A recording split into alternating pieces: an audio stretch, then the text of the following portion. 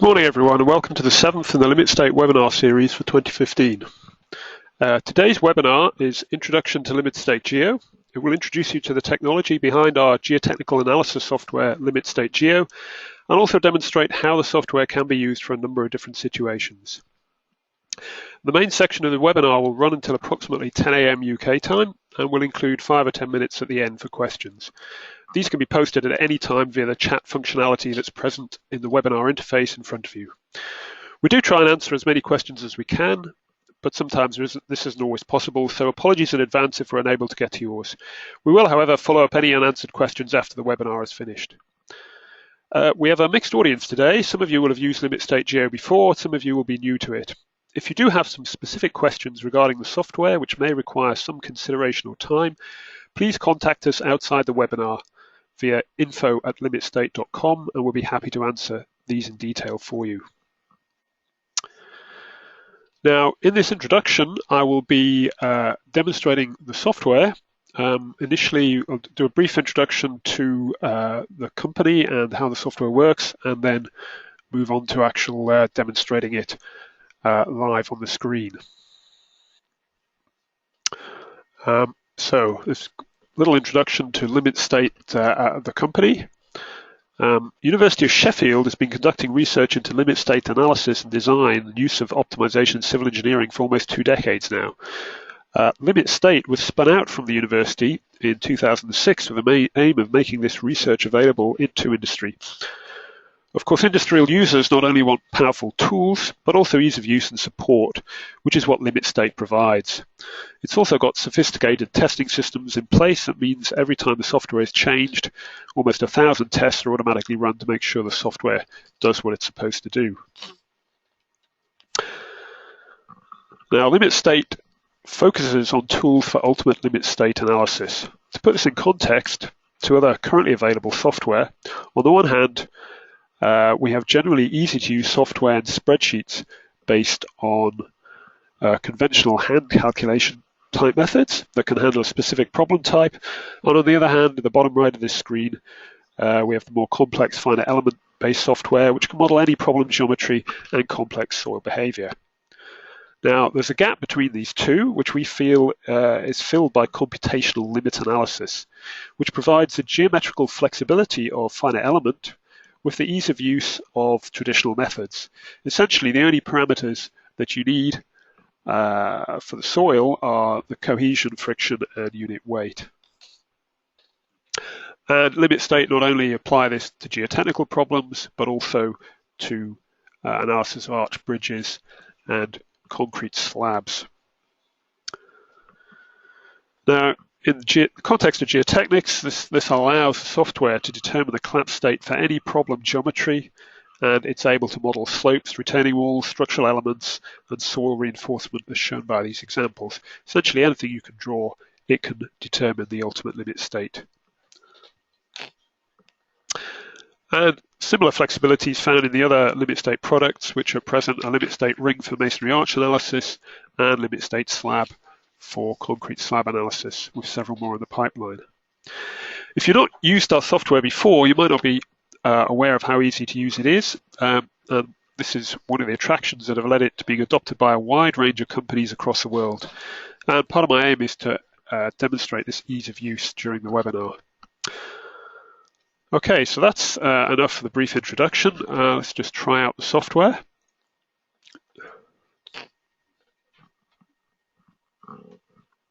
So this is the standard layout that you'll see on your screen when you start the software. You can see a number of buttons and sub-windows along the top, left, right, so on. And I'll explain these as we go along. The easiest way to get started is to click the New button here.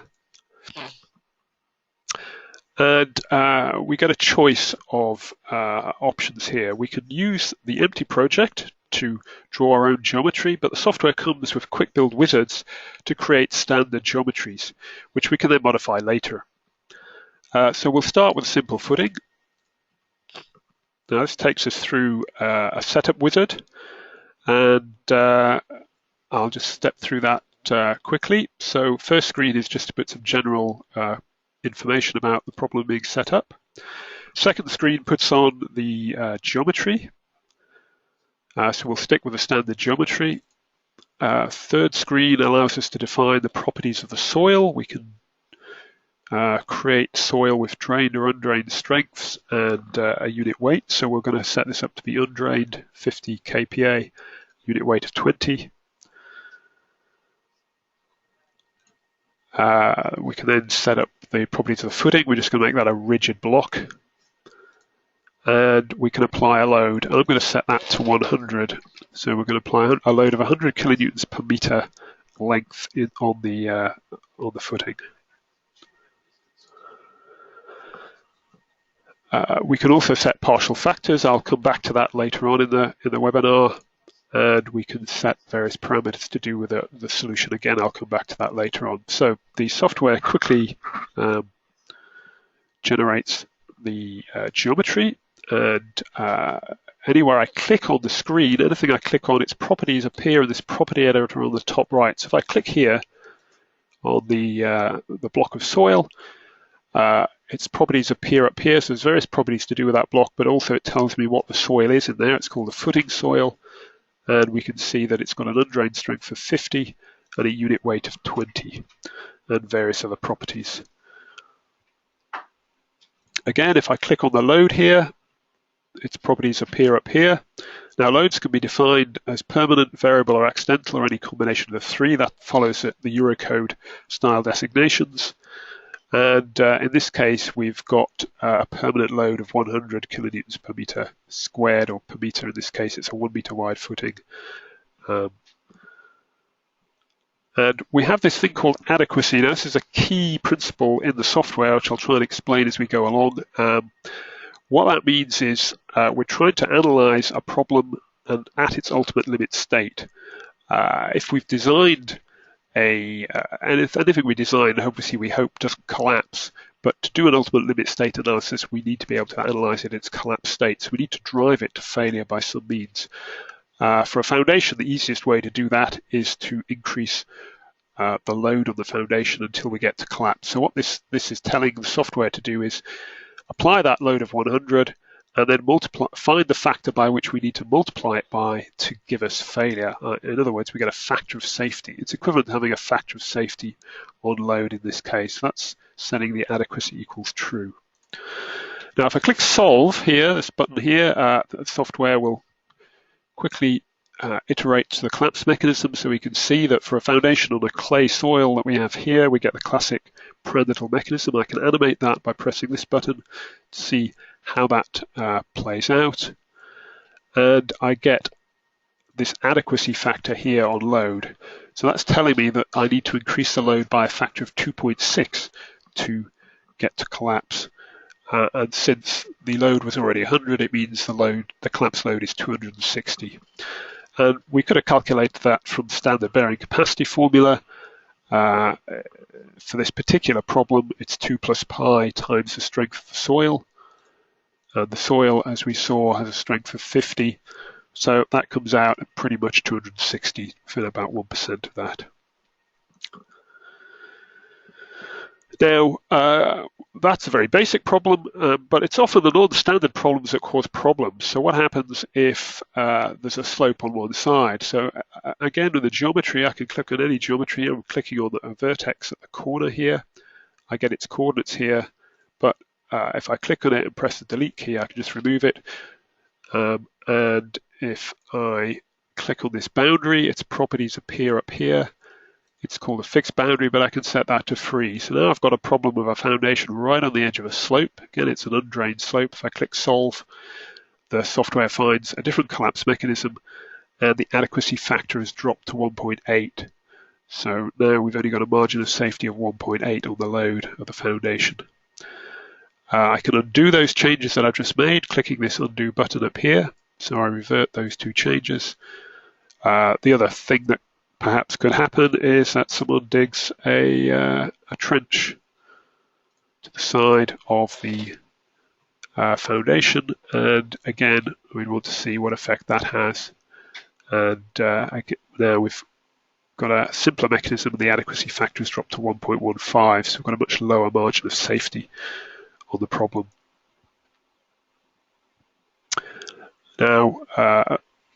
we could, again, a lot of the value in the software is the fact you can do what-if calculations and change things very quickly. We could say, well, okay, we've got a trench there. What happens if I draw in a very simple retaining wall here? It's not a terribly good solution to this, but I've now got a polygon there. If I make that out of concrete, so I have a concrete material here, I can drag and drop materials if I wish and just drop it there. So now I've got a wall at the edge of the foundation, and I can click solve, and I get a slightly higher collapse load, but essentially the mechanism has just decided to go under the wall where I am. I can obviously extend that wall. I can click on a boundary, drag it down if I wish, drag that down, and see if I get a better result. And this time, instead of translating, the software said, it's going to be better just to push that wall over rotationally, but I still get a higher margin of safety. So you can play around in any way you like to the geometry, changing properties of materials to explore the problem and where the critical parts lie in that. Again, I'll just revert back to the original situation. So when we ran that, originally we got an adequacy factor of 2.6, which we multiply by the applied load of 100 to give us 260. So that this essentially gives us a factor on load, factor of safety on load. I may, of course, just want to know what the collapse load is. The other way of using the software is simply to set that to unit 1, and then the solution that I get will be the actual collapse load. So here I'm getting 260, which is what we expect. It's the same answer, and that is the required load to cause this problem to collapse. That's a brief introduction. I'm just going to revert back to the PowerPoint slides to explain how the software is actually solving the problem, because that's key to making sure that you use it most effectively. So underpinning the software is a relatively new numerical method called discontinuity layout optimization. It was the outcome of a 5-year research project carried out at the University of Sheffield. The key method was published in the Proceedings of the Royal Society in 2007. However, it's quite, in essence, it's quite simple to explain the principles. If we take, for example, a very simple problem of a rectangular block of soil with a fixed boundaries to the left and to the base and a pressure at the surface, what we do is we populate that domain not with elements but with nodes. So here we've got 12 nodes, and we connect every node to every other node with a potential slip line. So in this case, we should have 12 times 11 divided by 2 possible lines. So that's 66 possible lines in that. Then what we do is we use our optimization, very powerful optimizers that are available now, to pick out of that set of 66 slip lines the critical set that gives a collapse mechanism that dissipates the least energy. And in this case, that's the mechanism that would be found. So out of those 66 potential slip lines, we've got 6 slip lines which give that particular mechanism. Now, typically we'd be solving problems using 500, 1,000, 2,000, 4,000 nodes. So typically the software is looking through of the order of 1 million possible slip lines and selecting out of those the key ones. And of course, the key message is the more nodes you have, the more possible slip lines, and therefore the closer to the true collapse mechanism the software can get. But it means it's not restricting itself to any predetermined sort of slip mechanisms like a circle and so on.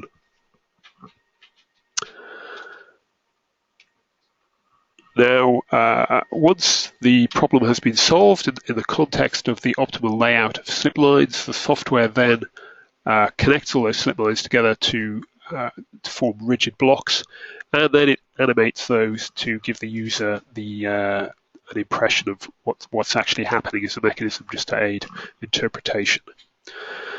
I should say the animation is strictly only valid at the instant of collapse. We animate it beyond that so that it's easy to follow, but you'll see that that leads to some apparent anomalies. So if you look down here at the bottom right-hand corner of the wall, you see this top block apparently forcing its way into that bottom layer of soil, but that's because we've simply animated this failure mechanism beyond its limits of strict theoretical validity.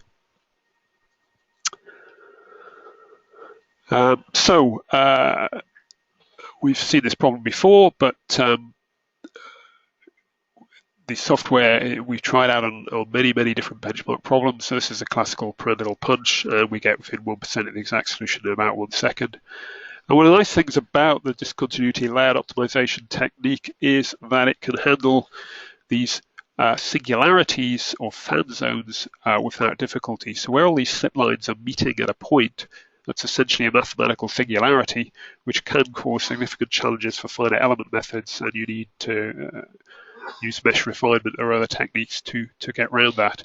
In this particular method, singularities are dealt with inherently. There's no extra special programming required for those, and that's quite useful because a lot of collapse mechanisms have these fan zones in them. You can explore all sorts of different problems. So here there's another benchmark where we're looking at the combination of horizontal and vertical loads on a foundation required to cause collapse. These can be mapped out in a yield surface or interaction diagram on the right. And the blue line is the theoretical result, and the red dots are what the software has generated. So, as I mentioned earlier, we run almost 1,000 tests every time the software is modified, and a lot of those are comparisons with benchmarks in the literature. And about 100 of those have been put up on the website. So you can look at those, you can download those and compare those. So this example is effectively an undrained anchor lifting up a block of soil. And we're comparing the benchmark in the literature of 17.97 with the software, which is 18.1, so that's an error of about 0.7%. So those pages give you an indication across a whole range of problems as to the capability of the software. Okay, we're going to revert back to the software and show some more examples of what we can do. So we've got this foundation problem set up. We've been solving an undrained problem. We'll now look at a drained problem, so the foundation on sand. I'm going to use this material here that's already there. So on the left here, we have what's called a Materials Explorer, and this is where all the available materials are available. Those are the padlock on or built-in materials, which cover roughly a range of typical soil types. They're just used for initial scoping studies, but the actual values of the parameters have no specific meaning. They're just in the broad context of what's normally assumed for stiff clays, firm clays, and so on. So I'm going to take a loose sand here. It's basically, I've got a C dash of 0, an angle of friction of 30, and various self-weight parameters, dry and saturated unit weight. And I can simply click on that, drag and drop it where I want it, and click replace. And now I've replaced that body of soil with sand. And for this example, I'm going to start off by clicking this. This is a frictionless material, so basically it's got 0 strength everywhere. Then I'm going to put that on the boundary here between the foundation and the sand.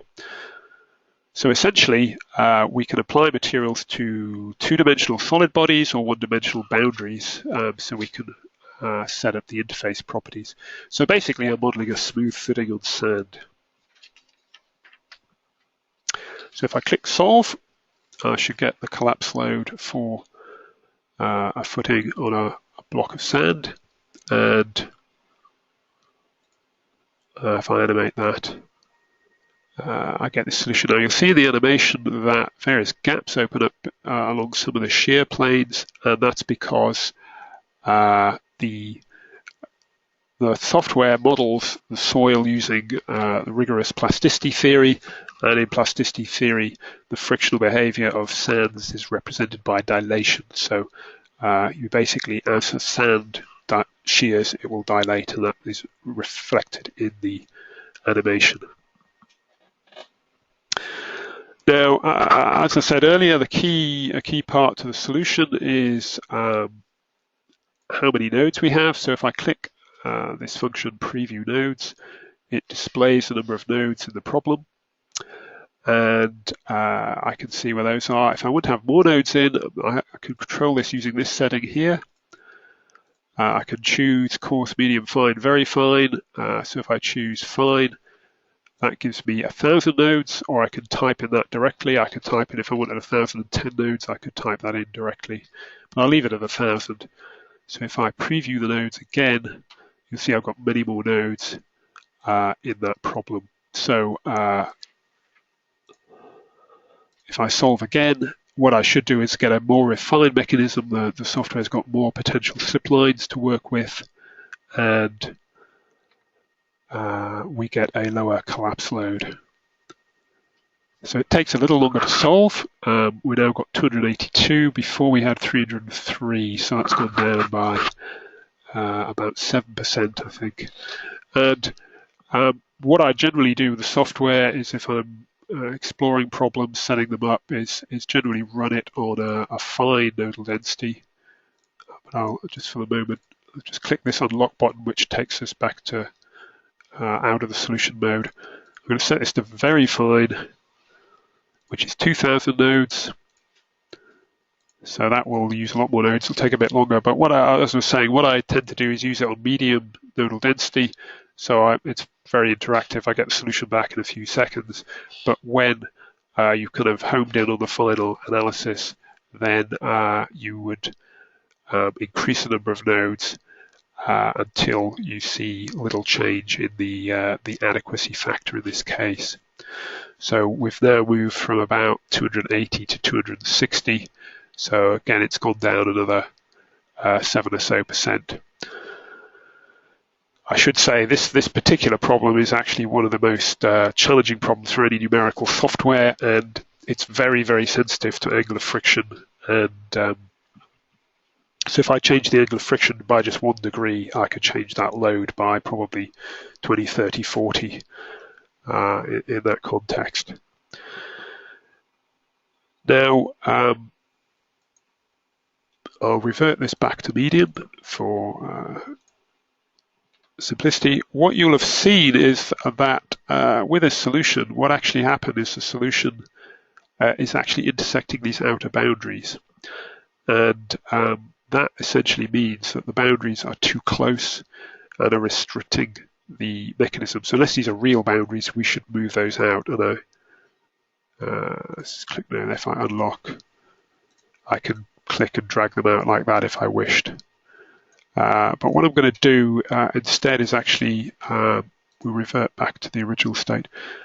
Instead of modeling this frictionless interface here, I'm going to effectively replace that boundary with loose sand. So now, okay, yeah. I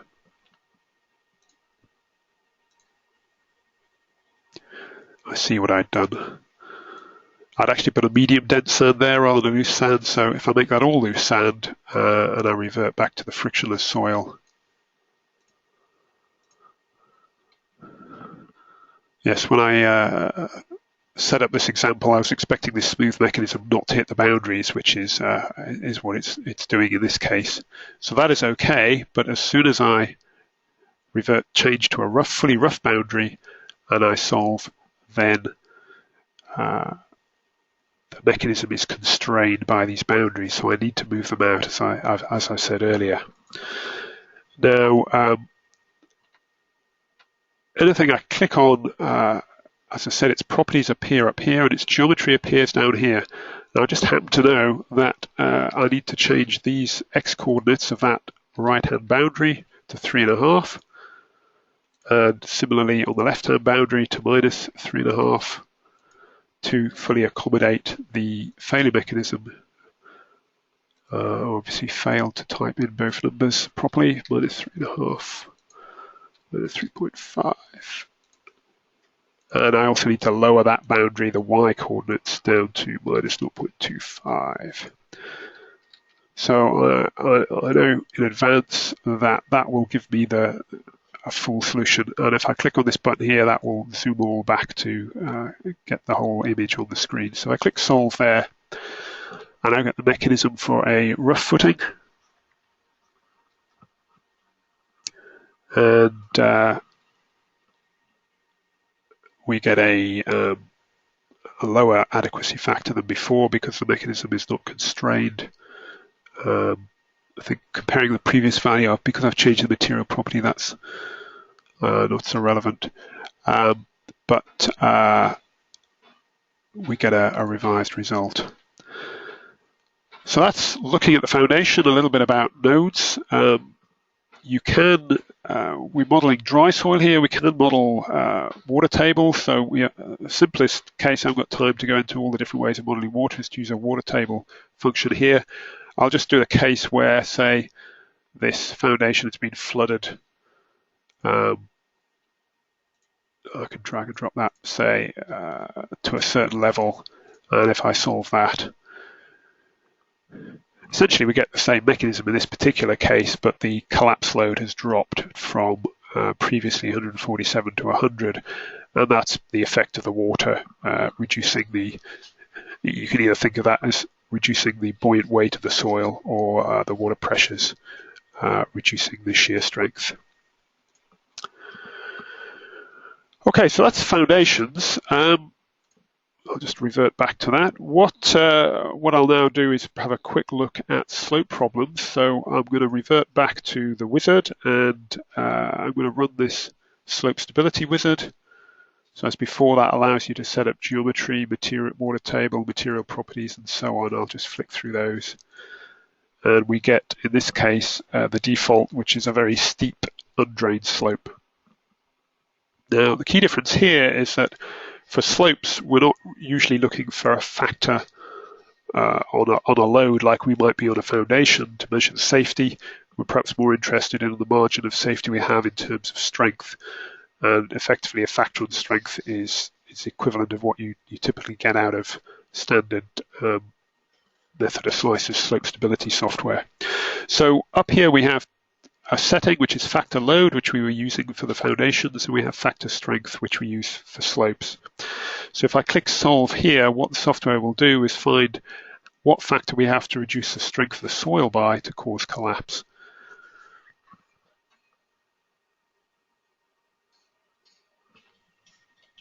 So it's now giving me an adequacy on strength of 2.47. Get the expected type of collapse mechanism. And the soil that I'm using here is soil A. I can get to its properties also just by clicking on the soil A up here, and it has an undrained strength of 50. So basically what it's saying is we need to decrease that strength by a factor of 2.5 to cause collapse. Now if I change that itself to 25, then obviously we've got a lower margin of safety, and we'd expect to get an answer of about 1.23, which we do in this case. Again, it's just saying that that value of 25 has to be divided by 1.23 to cause collapse. So I'll just revert that strength back to where it was. Now you might want to say, well, what happens if there was something up on the surface of this, above this slope? So I can say, add some vertices to the geometry. On that part of the geometry, I can add, for example, a load of 20. I'm going to put the adequacy false here, so that just means we've just got a fixed load of 20 kPa acting here. And if I click solve, what difference does that make to the adequacy factor? And it's brought it down from 2.47 to 2.12. So as you expect, the presence of that surface load has reduced things. Now, just to clarify this difference between factor strength and factor load, that is how much we have to reduce the strength by to cause collapse. I can actually set this to a factor load problem and ask the software, how much bigger does that surface load have to be to cause collapse? So I need to set this to have adequacy on it. And it's also possible to have adequacy on the self-weight of a material. So we can also have adequacy on the self-weight of the soil. I'm going to turn that off here. So that's basically anything in this block here now doesn't have adequacy applied to it. So we've now just got the adequacy applied to that. So the question is, how much bigger does that load have to be to cause collapse? So that's a factor of load on this hypothetical vehicle, perhaps, that's on the surface.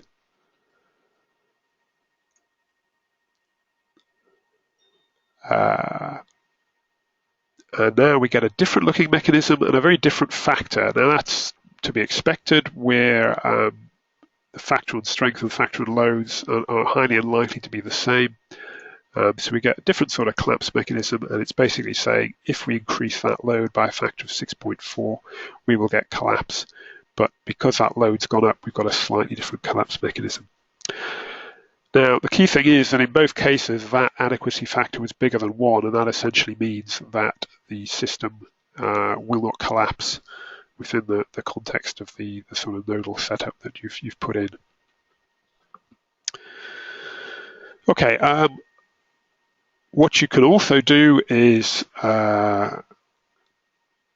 set up, for example, in this case, pre-existing slip surfaces. So in a slope, supposing that there was a pre-existing slip surface there that was much weaker, I'll make it a very soft clay. Is that going to change things? Well, we'd expect it would. The soil is going to want to slide down that boundary. If I click solve, we get a different mechanism. The mechanism is now using that weaker boundary, and the adequacy factors dropped to 5, whereas before it was 6.4. So we can apply material properties to boundaries or two-dimensional bodies and easily model discontinuities if we wish. Or we could have modeled if we wanted a sort of layer of finite width with that weaker material in, we could do that as well. And the software again would find a slightly different mechanism here because it's got a bit more scope to squeeze that layer. Then this adequacy factor drops a bit more from 5 to 4.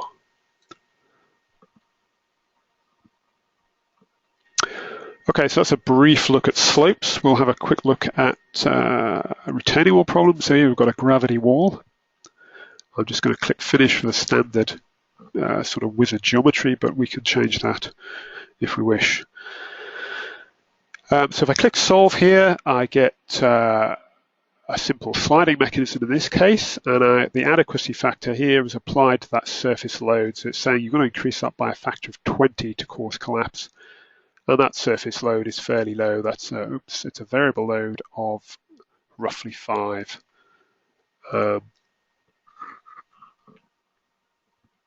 Now, what I was going to show here is how I preview the nodes. What you can see, it maybe doesn't show quite so well because of the color of this soil. I'm just changing the color of that soil to something a little bit lighter color. Is that we've actually put more nodes in at the base of the base layer than at the side. So depending on the sort of mechanism you're expecting, if you're expecting fairly complex slipline mechanisms in certain parts, you can actually change the nodal setting. The way you do this is if you click on the body there, it's basically set up by these spacings which give the sort of relative spacing that you want. So here we've set it to 1, whereas down there we've set it to 1/2. So that just gives the relative spacing. But the software will always attempt to use 500 nodes in total and adjust that spacing. But you can change that setting in various different ways. The reason for that is if I, for example, put in a weaker soil down here, say 30, and I get base failure as well as sliding, I've got a slightly more complicated mechanism at the base there. It's in this particular example. It could get more complex depending if we get rotation or overturning of the wall as well. But essentially, if you want to have more nodes in certain places, but you don't need them in other places, then you can set them in that way. Now, so far I've primarily been this wall problem is primarily set up as an undrained problem, and we're using 3 soil A behind the wall, B in front, and C on the base. If I click on soil A, you see it's got an undrained strength of 50 and this setting always undrained. Now I can change that to say always drained, in which case it will use its drain parameters north of 30. And with soil B, I can do the same. So it will use its drain parameters there. And if I solve, I will get a different answer, different mechanism, and a different adequacy factor down here. So you could easily flip from one to the other, and actually you can do that by a global setting. If I set this to drain/undrained and soil B to drain/undrained, the choice of whether to use drain or undrained is set by this global setting, long-term analysis. If it's false, it will use the undrained result. So if I click solve here, we go back to that original undrained mechanism, an adequacy factor of 19 in this case. And if I flip this to true, then it will use the drain parameters for the surface soils, and I get this different mechanism. But that setting is not affecting this soil down here, soil C, because that has been set to always undrained. So that means it's independent of that setting. So that allows you to set up the problem and quickly flip from a drained or to an undrained or effective stress analysis as you wish, without having to reset up the problem. What I shall do is just reset that base strength to 50 and set the long-term analysis to false. So we get this relatively simple mechanism. And once you've solved, you can get a report out of the software. So if I click report here, I can choose what I want in it. I'll select everything. And essentially, I get the background to the problem setup, the collapse mechanism, the collapse load appears here. If I want, I could get all the geometry and all the material properties listed. And also for simple mechanisms, I can also get free body diagrams of all those sliding blocks, so that if you want to try and interpret what's been going on in the analysis, then these two blocks here, these essentially are corresponding to the blocks here and here. So you can get as much information out as you wish from the report. Right, so very briefly, we'll just look at two more problems. So again, I'm going to go to the wizard and we'll look at the stem wall.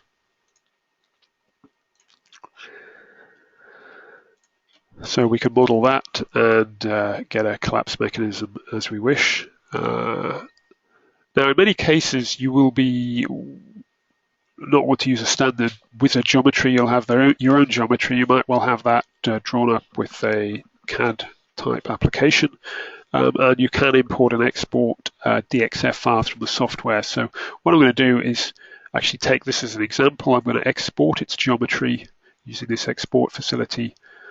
I'm going to call that stem wall. I'm going to export it as a DXF file. And then I'm going to click File, Import. I'm going to import that back in. And essentially, if I import in that DXF file, the important thing is the DXF file should basically describe solid bodies or closed polygons. The software will take that shell, and then it's up to you to turn that into an actual model you can solve. So for example here, I can use this drag and drop facility. So this wall I'm going to make out of concrete. So I'll drag concrete on. I'm going to put loose sand behind the wall, and say medium dense sand in front, and perhaps a firm clay below. So I've got all the properties there. If I click solve, nothing happens. I've got no supports applied, so effectively it's all free boundaries. That thing will just fall, and I have no adequacy factor. And this is quite a useful tool, the diagnostics. It pops up and gives you a lot of information about how the problem has been set up, and it just allows you to quickly review whether what you've set up is what you intended. So I need to put some boundary conditions in. I can select boundaries. If I hold the Control key down on my keyboard, I can select multiple boundaries, for example those, change those boundaries to fixed. I also need to set fixed on this side.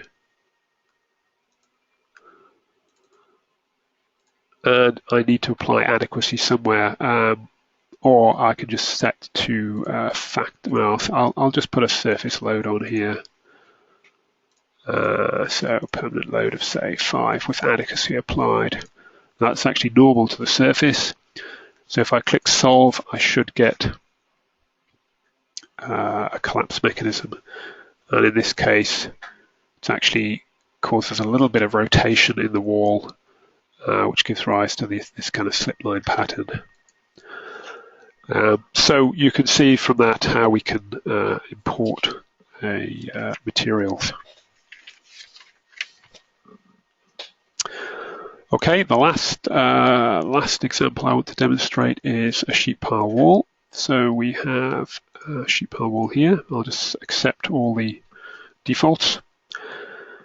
As well as modeling soil, we can model what we call engineered elements. If I click on this sheet pile, it's called an engineered element, and it basically is an element that can be used to model soil reinforcement or things like anchor tendons or sheet piles, depending on how you set the properties.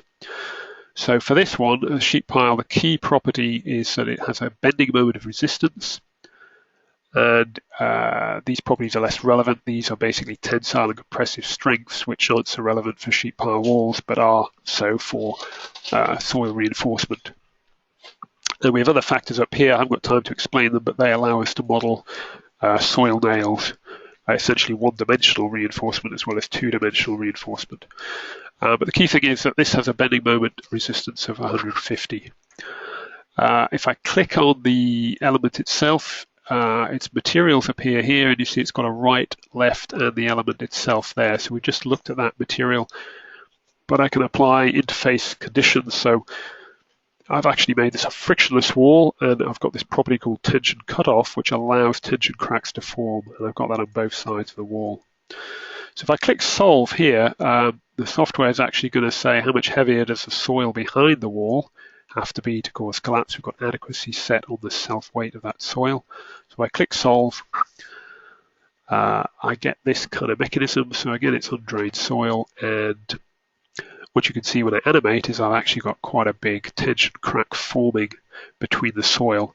And down here, this green graph or curve shows it's actually plotting the bending moment in the wall.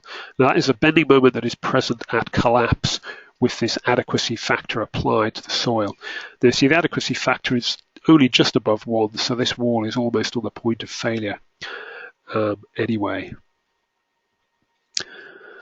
Now I can take out that no tension cutoff. If I click on the materials button and click to get this change button, I can unclick tension cutoff. Click on that again. On the left hand side again, if I click there, I can remove tension cutoff. If I solve, I will get a different mechanism, and this is the case where the soil can stick to the wall, and in this case it decides it's a translational sliding mechanism that is more relevant rather than a rotational mechanism, and I get a different distribution of bending moments behind the wall. Now, if for example I want to model sand behind the wall, I can drag and drop a loose sand on that and solve again to get a failure mechanism. So again, this is my bending moment distribution. This is a mechanism. I won't get any tension cracks because we obviously can't get those in the sand. And if I hover above here, I can see that the bending moment is around about 48 at collapse with that particular adequacy factor applied.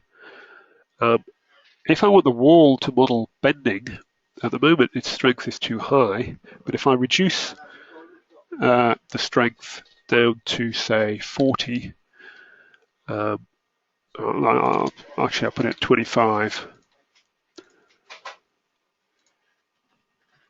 and resolve. What the software then does is says, well, it's going to be easier to bend the wall at that particular point, and so it's actually modeling failure of the wall in bending there, and the soil just sliding down behind. And again, if we hover here, we can see that bending moment has reached 25 and it won't go above that. So we can model effectively combined structural and soil failure in the software. Okay, finally, we'll look at partial factoring. So I'm going to go back to this simple footing case and finish. And I'm going to put a load on the surface there of 100. So what we're saying is, how does that foundation with a load of 100 kPa on its surface and a soil strength of 50 kPa, it's an undrained soil, how does that work out under Eurocode conditions? So in order to apply partial factors, I need to go to this scenario manager here. I'm going to click on multiple scenarios and I'm going to solve this problem 3 times. So I'm going to solve it first with no factors applied, i.e. factors of 1 applied to everything. Here I can either set my own values or use some built-in ones. So here's Eurocode Design Approach 1 Combination 1. So that's going to factor up any permanent loads by 1.35, any variable loads by 1.5, but not affect the material properties. And in scenario 3, I'm going to pick Design Approach 2.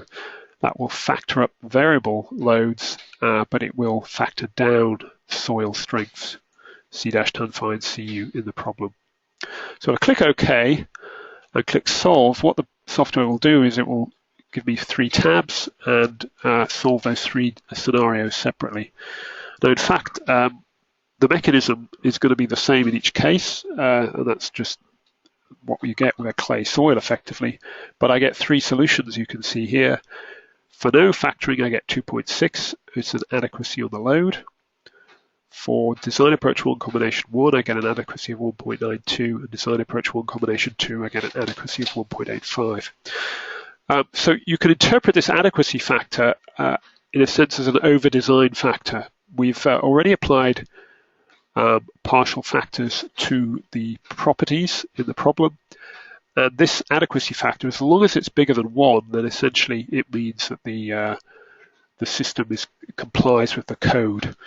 We have to increase a load somewhere in the system in order to cause collapse over and above the already factoring that we've applied using Eurocode. So we can see the most critical case is in fact Eurocode Design Approach 1 Combination 2, but it's still valid or still complies with the code. So I think that quickly has hopefully run through the core capabilities of the software. There's a lot I've had to miss out, but hopefully that gives you the flavor and the ease of use and how you can use it to explore problems. What I want to do is just wrap up by recapping on what I've said there. I think the key principle that is important to get hold of when using this software is really this issue of ultimate limit state and what you're asking the software to do. So as I've said before, any given design that you produce is hopefully inherently stable. There's nowhere near its ultimate limit state. If you're going to take an ultimate limit state analysis, you have to drive the system to collapse by some means. And you can do this implicitly or explicitly. In many conventional calculations, textbook type calculations, that process is implicit. But in a general numerical analysis, you have to do that explicitly. So essentially, there are 2 ways of doing that. You say, how much bigger does a load need to be to cause collapse, or by what factor A does that load need to be increased to cause collapse? And that gives us, that factor A is what we call the adequacy factor on load, and could be interpreted as a factor of safety on load. Alternatively, we can say, how much smaller does the strength of the soil need to be to cause collapse, or by what factor F do we need to reduce the soil strength to cause collapse? And again, in factor strength mode, we can get that from the software, and that's our adequacy factor on strength. And again, that could be interpreted as a factor of safety on strength. So essentially, if the adequacy factor is bigger than 1, the system's stable. If it's less than 1, the system's unstable. If you're going to apply the adequacy factor to a load, then you should apply it to an unfavorable load in the system. And if you're applying partial factors, then the adequacy factor essentially corresponds to an over-design factor rather than a global factor of safety. Okay, so in conclusion, hopefully I've showed you the software is very interactive, solves quickly, so you can use it to answer what-if type questions and get a very good feel for the problem. And that the software can solve any ultimate limit state problem type. It's not confined to slopes only or foundations only. Anything essentially you can draw, you can get the ultimate limit state calculation for. And I haven't gone through that, but you can set the software up to undertake parametric studies, so you can go through many different parameter changes, get those answers out fairly quickly, and often that's going to be a lot faster than using alternative finite element approaches. Okay,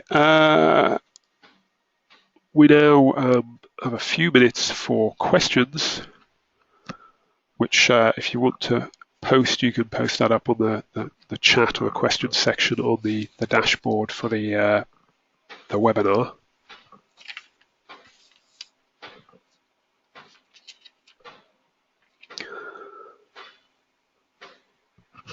Okay, so question looking at modeling reinforcement. So I didn't have time to look at that, but we can model reinforcement. We've got one wizard set up for a reinforced soil wall.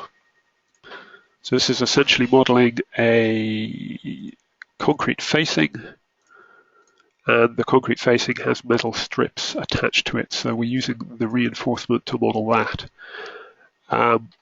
We define effectively pull-out factors for those strips, which allows the software to work out what's the unit load per unit length, or the load per unit length required to pull that out of the soil.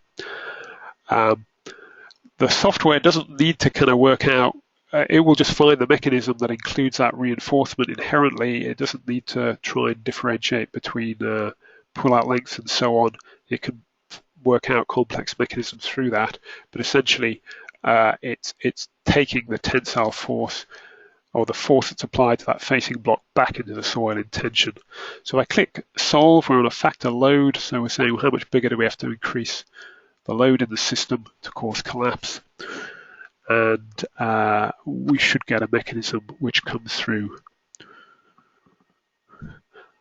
So broadly, we're getting a sort of two-wedge type mechanism behind the wall, but the mechanism is going through the reinforcement. And if I animate that, we can essentially see down here, if I reanimate that, the reinforcement is being pulled through that soil, whereas above here it's staying sort of connected to the soil, but the soil is deforming around it. And these graphs here are plotted, these are plotting actually the axial force or the tensile force in the soil. So you can see that's building up to a maximum at the facing, as you'd expect, in tension in the system. Okay, so that's that.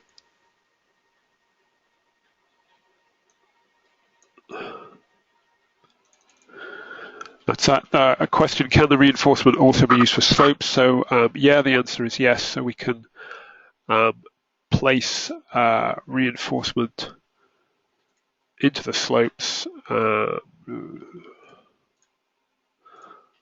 here's a slope. If I, for example, put in a layer there, and well, I'll just drag and drop this pre-existing material, but essentially I can put reinforcement in layers onto slopes if I want, and I'm just doing this very quickly. So if I solve that, it should change the mechanism of failure. So I think you saw in previous examples we had a toe failure. So here we're actually getting a larger failure mechanism. And in the previous example, I think the adequacy factor on strength was 2.47. It's gone up to 3 in this case, but I've just thrown in this built-in reinforcement, which is actually a soil nail, into there.